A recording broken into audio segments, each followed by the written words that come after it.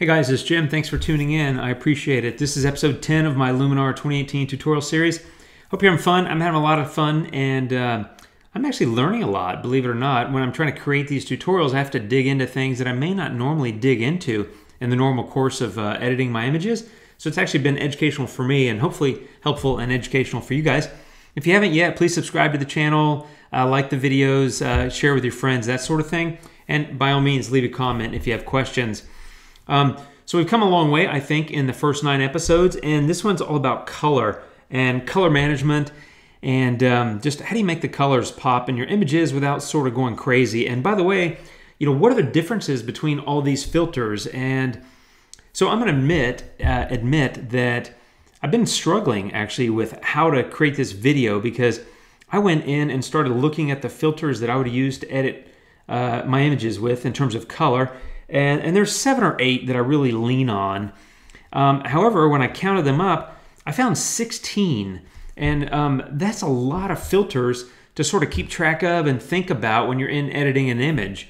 And on top of that, that's not even counting 3 more that I think are kind of related and quite possibly should be included in the total number of filters that would impact color.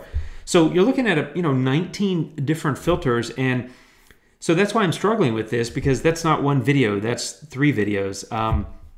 And so I'm going to have to circle back around and do a couple of more follow-up videos to this one.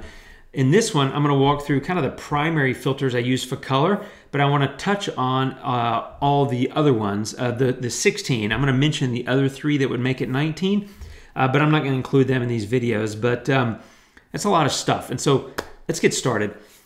Okay, so I have this image, and this is from San Antonio, and the reason I chose it is because it's really colorful. You have all these flags, you got a lot going on, and frankly, I like the photo, but I have made a minor edit. As you can see, I applied the tone filter. This is on the base layer. That was before, and that was after. So I added a little smart tone just to sort of brighten up the foreground, and I reduced the highlights to get the sky under a little bit better control. So one more time, there's the before, and there's the after. Now, I've got a few layers here, and all I've done on these layers is add filters, because I want to walk through the filter. So I'm going to click on layer 1, and I'm going to close the layer panel.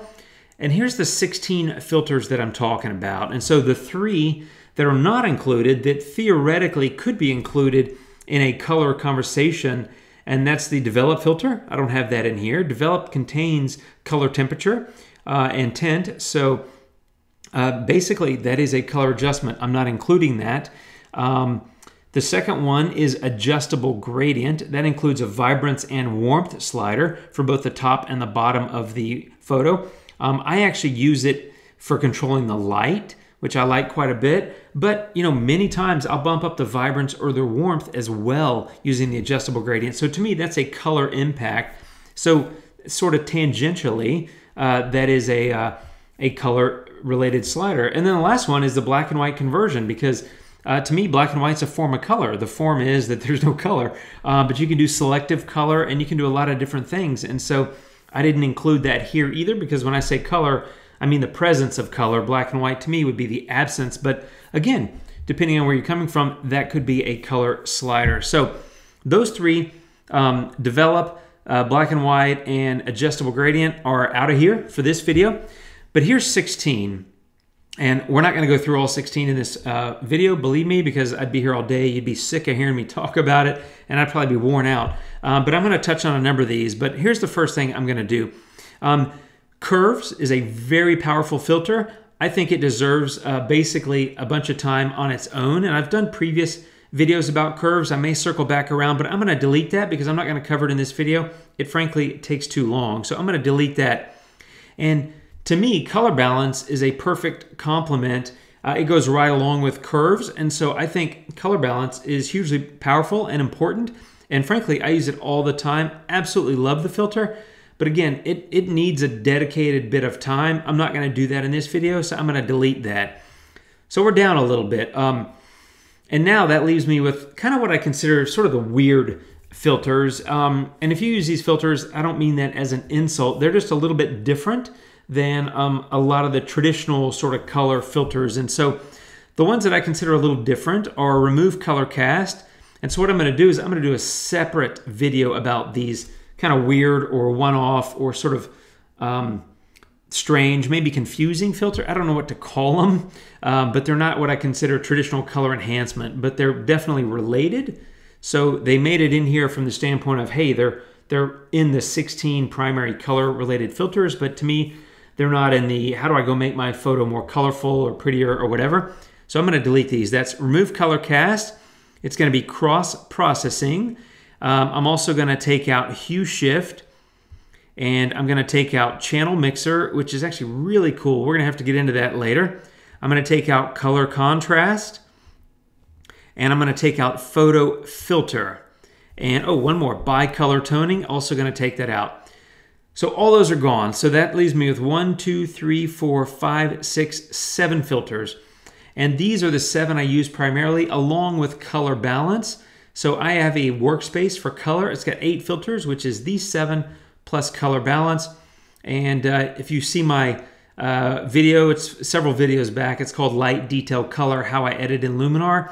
In the color section of that, it's that same workspace, which you can download for free if you want, so you can go get it. The other layer here, this layer is kind of the weird stuff that I just deleted, so we'll come back to that in a separate video. So I'm going to delete that layer because I don't need it. And this one is, oh, that's the same as this. Yeah. Oh, they're in a different order. But okay, so I'm going to delete that because those are the same filters. They're just in alphabetical order. So now we get to the meat of the video. So sorry about the long introduction. I know you're sitting here saying, Jim, do something. But I had to sort of set the stage for what I want to talk about because there's so much to talk about with color that I didn't want to overlook that there's a lot of filters, and I wanted to eliminate a good half of them, but explain why. So they're gone. Here we go. Okay, saturation and vibrance. I just want to open that filter. Saturation basically saturates every color in the image. More to the right is more, obviously, and left would be less, right? I think that's obvious. The difference between that and vibrance is vibrance will saturate the colors that aren't already fairly saturated. So I use vibrance more than I do saturation because it'll bring up sort of the non-saturated colors. I think, like, look at that. That's just vibrance with no saturation. And let me show you before and after. There's before, there's after. I think it gives a nice, kind of robust color feel to the image without going crazy and over the top. So that's why I like vibrance so much, and I love this filter. I just think it's fabulous. But if you had vibrance and then stick saturation, you can see I'm starting to get kind of that crazy color. So that's why I usually go pretty light on saturation and prefer to go higher on vibrance because it'll increase the non-saturated colors where saturation indiscriminately just bumps up everything. So that's one. Now, second is brilliance and warmth. You know, there's 2 sliders. It's pretty self-explanatory. Vividness just punches up the colors, right? And warmth will either make everything warmer or everything cooler. Again, these are filters I think that you got to be a little gentle with. I like to bump up the vividness slightly, and then depending on the image and depending on what I want to do, mess with the warmth slider. You know, maybe go that way if you want to accentuate some of the blues, and then go that way to pump up a bit of the color. You know, it looks nice. Again, every one of these filters is seasoned to taste. Decide what you like, experiment, mess around, see what happens. Okay, golden hour. I love golden hour. You know, it was a filter in the first version of Luminar. I've been using it ever since. I'm sure you have as well if you're a previous Luminar user. If you're a PC person, then this is new to you. But golden hour, it's really nice. It adds a soft, warm glow to the photo that looks like there's some sun coming in from out of frame. And so it's a great way of just warming up an image. And I like that there's a saturation slider as well because, you know, I think you want to be careful. So you might want to maybe even go a little bit to the left with saturation if you're going to pretty far to the right with that mount. So to me, that looks nice. The sun actually was coming in from out of frame to the right. So here's a before, and there's an after with golden hour. I think it gives a nice, warm, sort of a side lit golden glow to it, just like golden hour, right? The sun's low in the horizon. It's probably late in the day or early if you're a sunrise shooter and catching golden hour in the morning. But I think it's a wonderful filter. Just use it carefully. And to be clear, I don't usually use one of these filters and say that's what I want. It's some mix of, you know, maybe all of these, but probably not all of them on the same image, maybe 2 or 3, and just kind of messing around until you get it looking the way you want it to look. Okay, split toning. In fact, I'm going to do HSL next because it's going to be a little cleaner. HSL. hue, saturation, luminance. So the hue is like the shade, the saturation is the intensity, and the luminance is the brightness, right? Or the luminosity or the exposure of that color. And so great filter, gives you a fine, amazing amount of control over the colors in your image. And so let's say I went back here and did some of this stuff, and I was in here doing some of this as well, right? Pretty quickly, my colors start to look a little crazy, right? That's the clown vomit that I've talked about before. But with this slider, you can come over here and say, all right, yellow, you're a little too insane.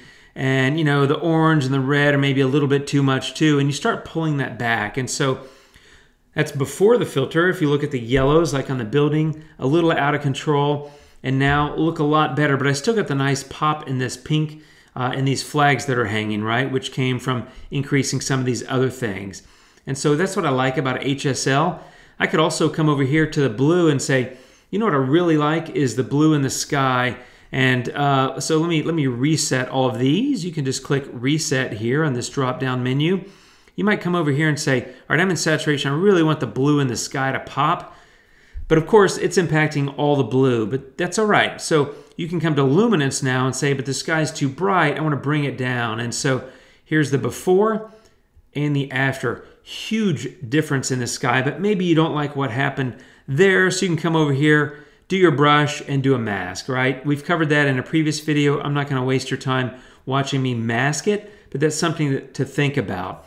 If you've done a straight saturation and vibrance bump, you know, everything's looking a little bit crazy, you can come into HSL and say, yeah, but, you know, that's getting toxic, Jim. I don't like that green, which, you know, oh, I'm in luminance. See, look at that. You got to make sure you're on the right tab. You could take the green saturation down and say, that's a little too toxic. You know, the orange and yellow are a little too much.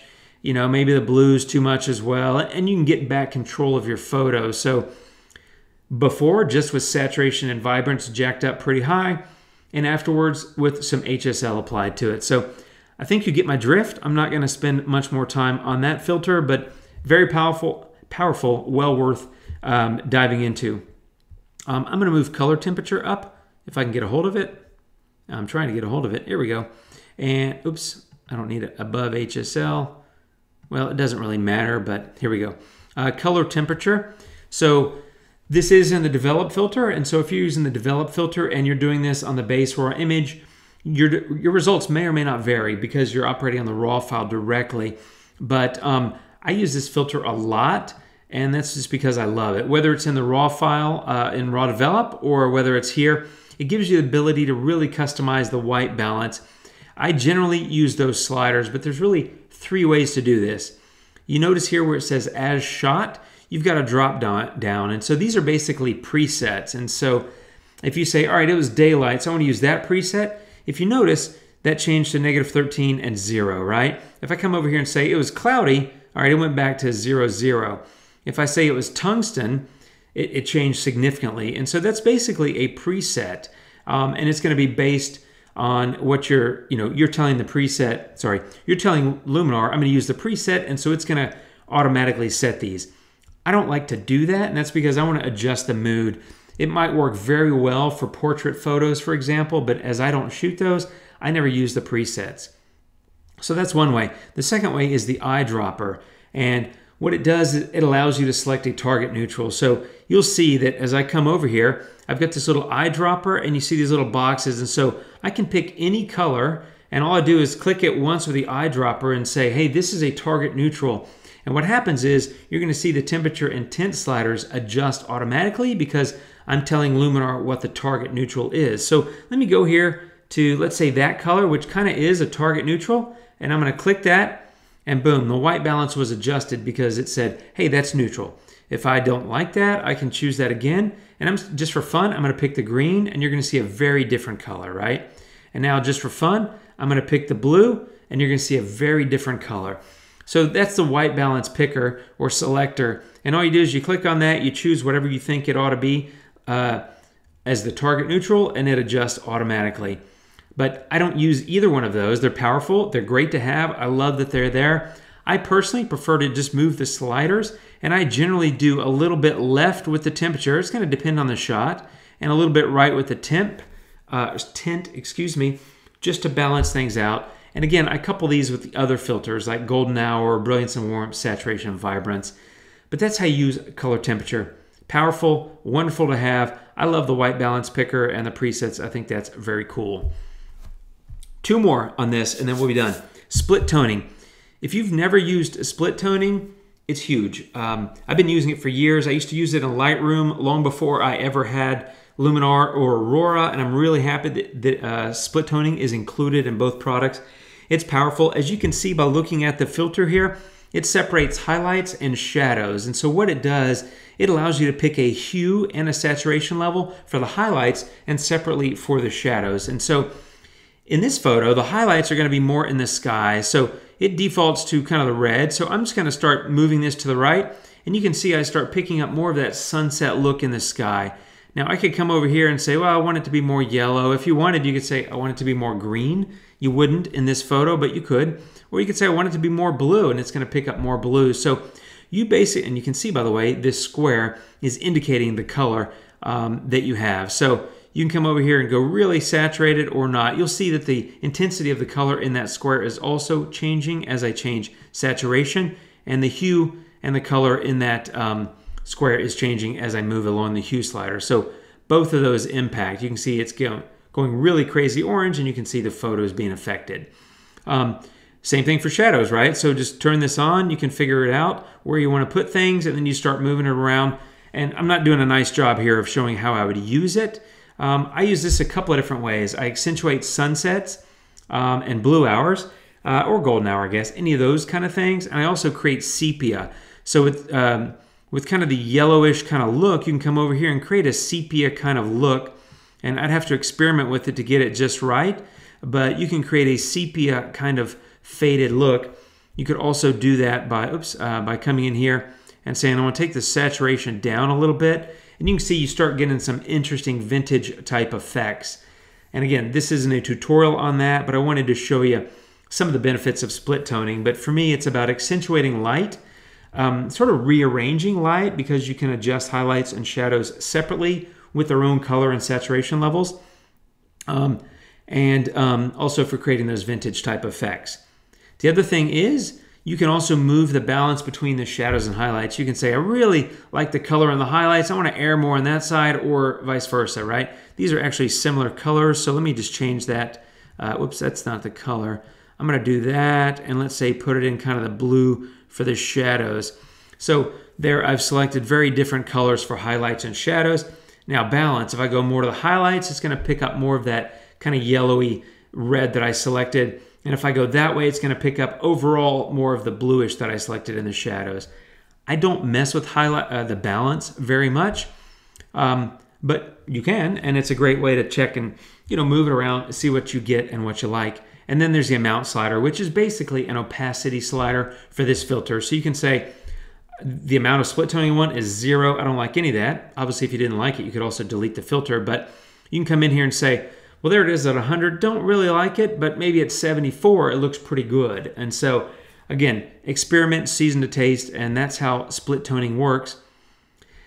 And the last one, my friends, thanks for sticking around. I appreciate it. This is split color warmth. Not to be confused with split toning. Split color warmth separates the warm colors from the cool colors.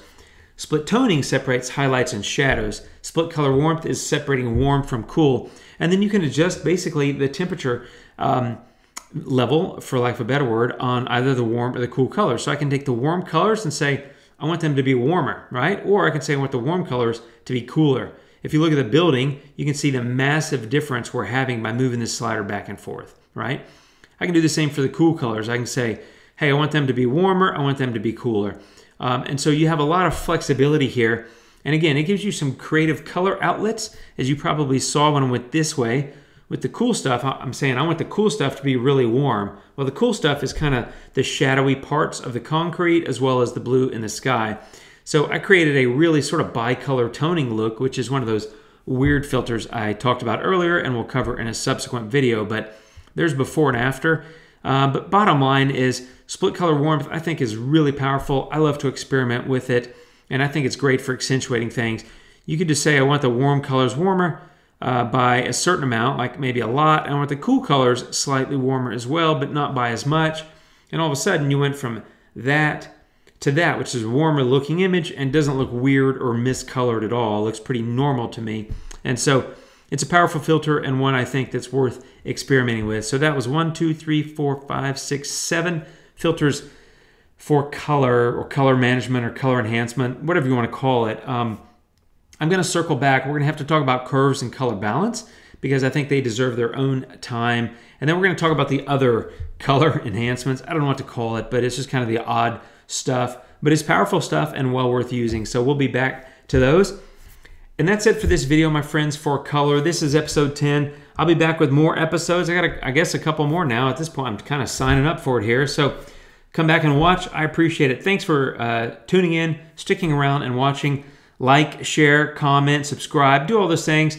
And thanks for watching. I really appreciate it. Have a great one. I'll see you later, and adios.